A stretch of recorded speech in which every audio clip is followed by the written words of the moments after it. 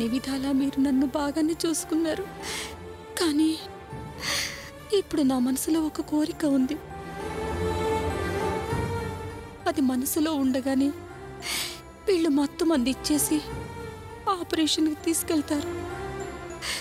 ఆ తర్వాత నేను ఉంటానో పోతానో తెలియదు. నేను పోతే నా మనసులో కోరిక, బాధ అలాగే నాతో పాటు ఉండిపోతాయి.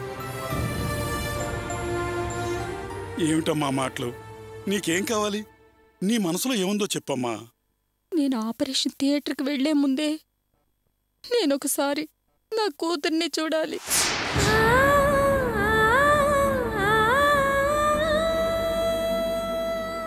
చివరిగా ఒకే ఒక్కసారి దాన్ని చూడాలి.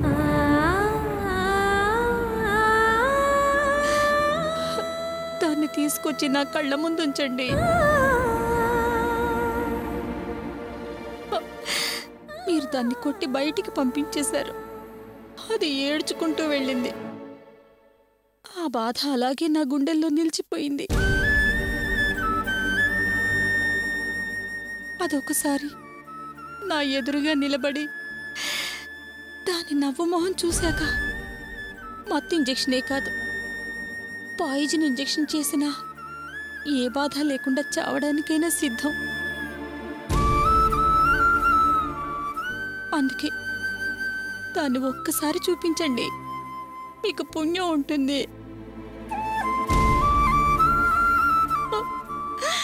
దయచేసి నా కూతురిని నాకు చూపించండి. ఏంటే టైం చూసి బ్లాక్మెయిల్ చేస్తున్నావా? ఇది బ్లాక్మెయిల్ కాదండి. దాని మీద నాకున్న ప్రేమ, కన్న ప్రేమ, పేగుబంధం.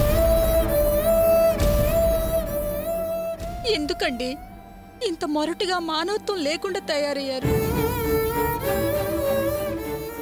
అందుకే రక్తం ఇవ్వడానికి వచ్చిన వాసుని కూడా కొట్టడానికి తయారయ్యారు.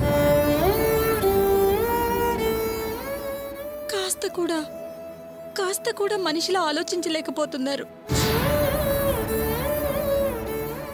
నాకు అన్ని విషయాలు తెలుసండి. వాళ్ళు తప్పు చేశారు, కాదంటం లేదు. అందుకని చివరి క్షణంలో కూడా నేను నా కూతుర్ని చూడకూడదా? నాకు వేరే ఎవరున్నారండి? మీరు గారాబంగా పెంచుకున్న ఒకే ఒక్క కూతురు. దాన్ని చూడకుండా మనసులో కోరిక పెట్టుకుని చేస్తే శవం కూడా కాలదండి. దయచేసి పట్టుదలకి పోకండి. నా కూతుర్ని ఒక్కసారి నాకు చూపించండి. చూడు కాంతం, డాక్టర్ గారు చాలా అనుభవం ఉన్నవారు. ఇంతకంటే పెద్ద పెద్ద ఆపరేషన్లే చాలా ఈజీగా చేసిన మనిషి. నీకేం కాదు, నీ ప్రాణానికి ఏం భయం లేదు.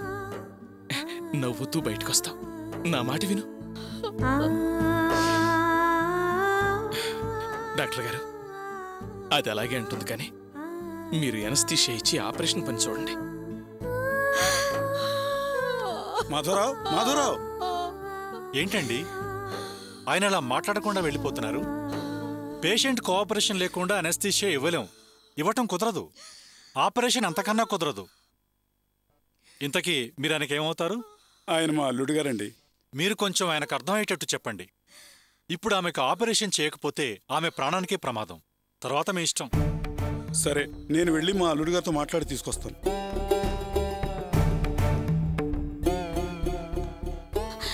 ఏమండి? అబ్బా, నువ్వు కొంచెం ఉండవే. మాధవరావు, ఇది పట్టుదలకు పోయే సమయం కాదు. పగలు ప్రతీకారం అంటే కుదరదయ్యా.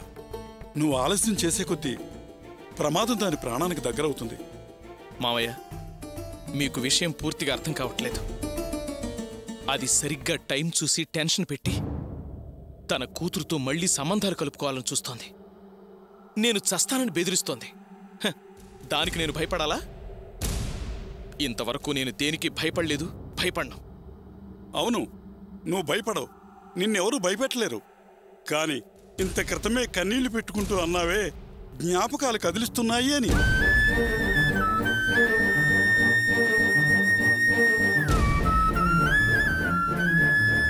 అంటే నీకు మనసుంది, అది బాధపడుతుంది.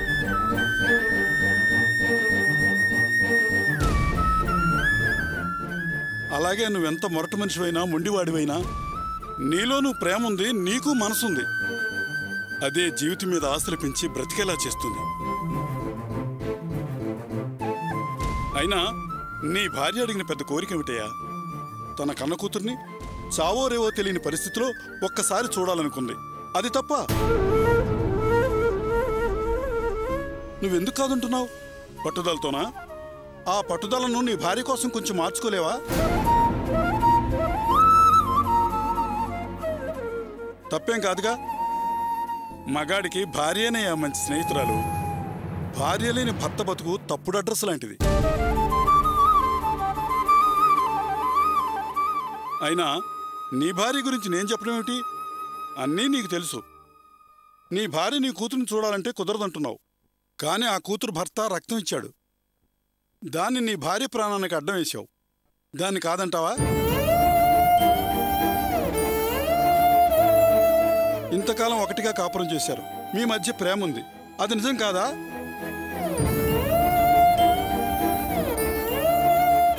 ఈ పట్టుదలలు పగలు ఈ రోజు ఉంటాయి, రేపు పోతాయి.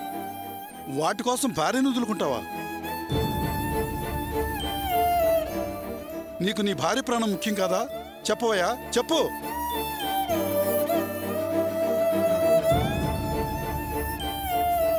మాధవరావు, నీకన్నా వయసులో పెద్దవాణ్ణి. నా మాట విను.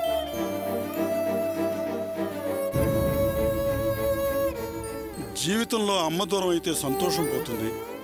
తండ్రి పోతే దారి చూపేవాడు పోతాడు. తోడబుట్టిన వాళ్ళు పోతే నా అనే కొంత బంధం పోతుంది. కానీ సంసారమే పోతే సమస్తం పోతుందయ్యా.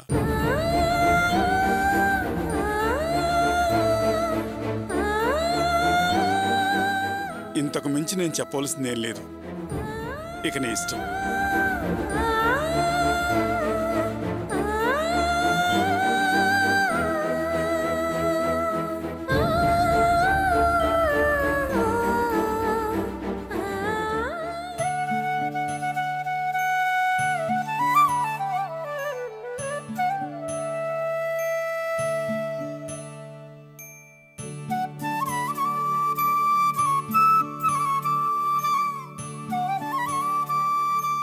చెప్తే వినవేంట్రా? ఇవాళంతా ఇంటి దగ్గరే ఉండి రేపెళ్ళొచ్చు కదా ఆఫీస్కి. ఏంటమ్మా అలా ఎలా కుదురుతుంది చెప్పు? జాబ్లో చేరి 3 రోజులైంది, అప్పుడే లీవ్ అంటే కుదరదే. అలా అని ఒళ్ళు నొప్పులతో ఆఫీస్కి వెళ్ళి పనేం చేస్తావురా? నాకిప్పుడే ఎండీ గారి దగ్గర కాస్త మంచి పేరు దక్కే అవకాశం ఉందమ్మా. అది దక్కించుకోవాలంటే ఈ ఒళ్ళు నొప్పులై పట్టించుకోకూడదు. కాస్త ఇబ్బంది పడైనా పేరు నిలబెట్టుకోవాలి. నా గురించి నాకు తెలుసు కానీ నువ్వేం గొడవ చేయి మాకు. అయ్యో, అదేంట్రా అప్పుడే చేయగలిగిస్తున్నావు? చాలమ్మా. ఏంటో చెప్తే వినుకోకుండా బయలుదేరుతున్నావురా. అమ్మా, కాలేజ్కి టైం అవుతుంది, నేను బయలుదేరాలి. లంచ్ బాక్స్ ఇవ్వు. ఉండవే, తీసుకొస్తాను.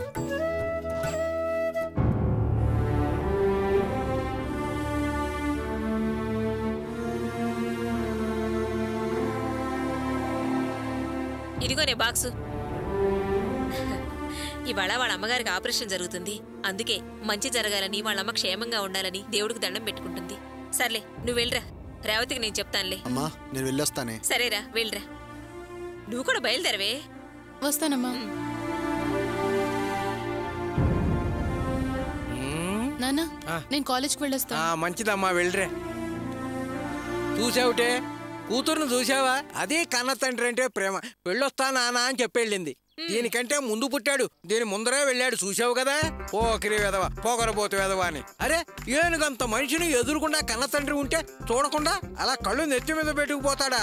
ఏ నాన్న వెళ్ళొస్తాను అని చెప్తే వాడి నోటి ముత్యాలు ఏమన్నా రాలిపోతాయా? లెక్కలేని తనమే, లెక్కలేని తనం. వాళ్ళ తప్పప్పుల తర్వాత లెక్కేదు గాని నువ్వు ఎరగొద్దులు పెట్టవా? ఎవరి పనులకు వాళ్ళు బయలుదేరారు. తమరింకా పళ్ళే తావలేదు. ముందు నీ బాధ్యత నెరవేర్చుకో. సరేలేదే, స్నానం చేసి వస్తాను. ఈలోగా 10-15 ఇడ్లీలు రెడీగా అట్టి పెట్టు. ఏంటో ఆకలి కొరకొరకలు ఆడిపోతోంది వాళ్ళ. దీనికి మాత్రం ఏం తక్కువ లేదు. ఏదో సామెత చెప్పినట్టు గుర్రం గుగ్గిళ్ళు. ఎందుకులే, నీతో చెప్పినా కూడా అనవసరం. నువ్వు వెళ్ళి పని చూసుకోపో. సర్లే.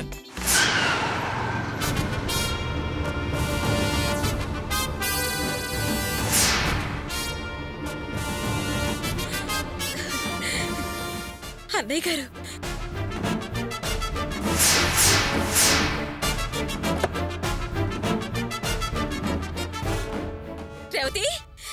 అమ్మ రేవతి!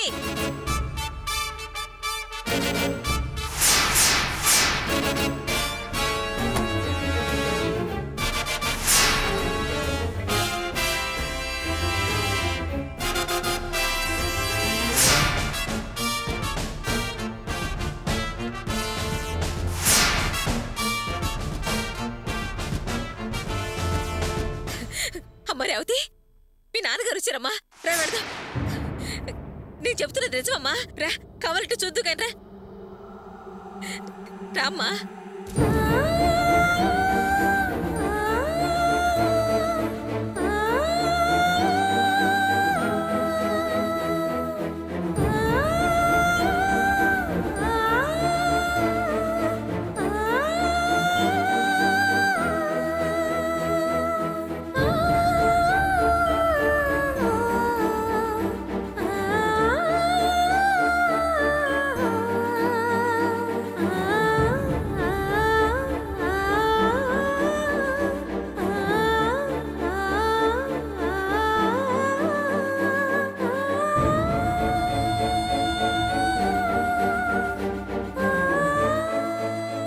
అన్నయ్య గారు రండి, అన్నయ్య గారు లోపలికి రండి. ఏంటన్నయ్య గారు ఆలోచిస్తున్నారు? ముందు లోపలికి రండి. ఏంటే లోపలికి రండి లోపలికి రండి, ఓ దీర్ఘాలు తీస్తున్నావు. అసలు నీకు కొంచెమైనా సిగ్గు, శరం, రోషం, పౌరుషం ఉన్నాయిటే? అరే నిన్న నువ్వు కోళ్ళు హాస్పిటల్కి వెళ్తే మిమ్మల్ని అవమానించి మెడబెట్టి బయటికి గెంటేసిన ఆయన రండి అని ఆహ్వానిస్తున్నావు. నువ్వు మాట్లాడకయ్యా, కొంచెం ఆగు. రాక రాక ఇంటికి వచ్చిన మనిషిని ఇంటి ముందే నిలబెడతావా? అసలు స్నానానికని వెళ్ళిన వాడివి ఎందుకు ఆగావయ్యా? ఆహా, ఆయన మాటలేం పట్టించుకోకండి, మీరు లోపలికి రండి.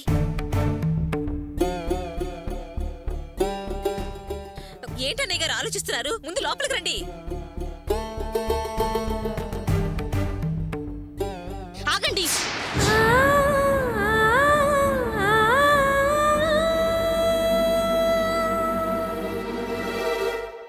ఎందుకు వచ్చారు?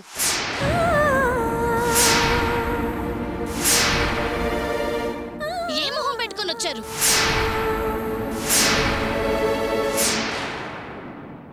మా ఇంటికి ఎందుకు వచ్చారు?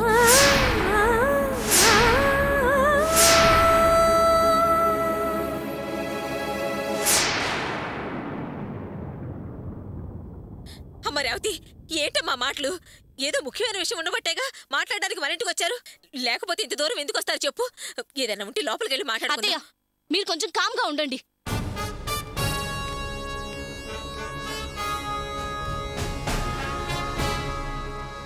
ఆయన ఇంటికి ఏ అర్హతతో వచ్చారు? ఏం హక్కుందని వచ్చారు? ఏ బంధుత్వంతో వచ్చారు? శబాష్ కోళ్ళ శబాష్. విన్నావుగా నా కోళ్ళ మాటలు? తనే నిన్ను ఈ ఇంట్లోకి వచ్చే అర్హత ఉందా అని అడుగుతోంది. కాబట్టి వెళ్ళు, ఎలా వచ్చావో అలాగే వెనక్కి తిరిగి వెళ్ళు.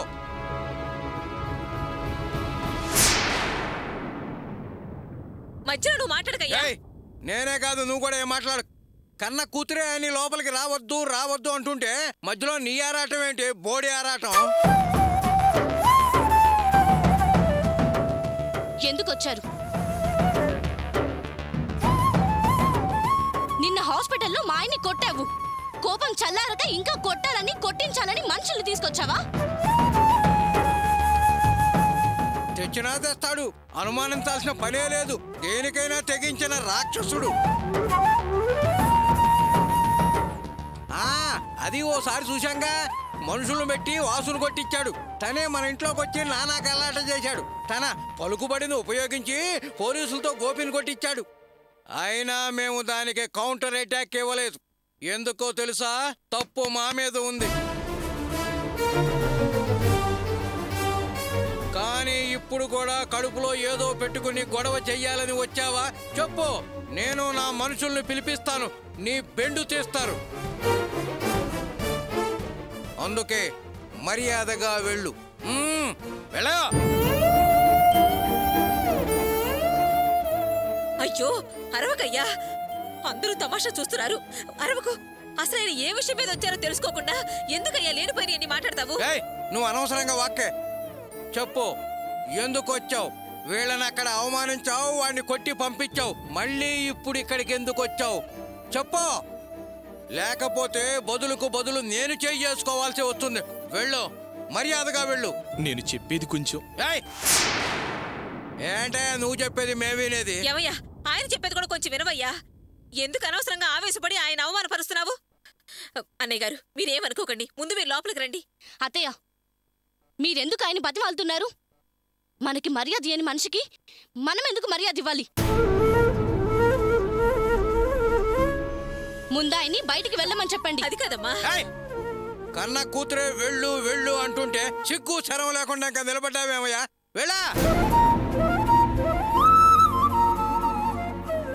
ఏవయ్యా, ఆగవయ్యా. పెద్ద మనిషిని ఇలా అందరి ముందు అవమానపరచకయ్యా.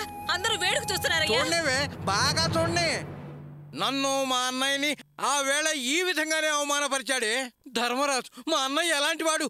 అలాంటి వాడిని పెద్ద ఆయనని కూడా చూడకుండా చేసుకున్నాడు. నేనెంత బాధపడ్డాను, ఏడ్చానే.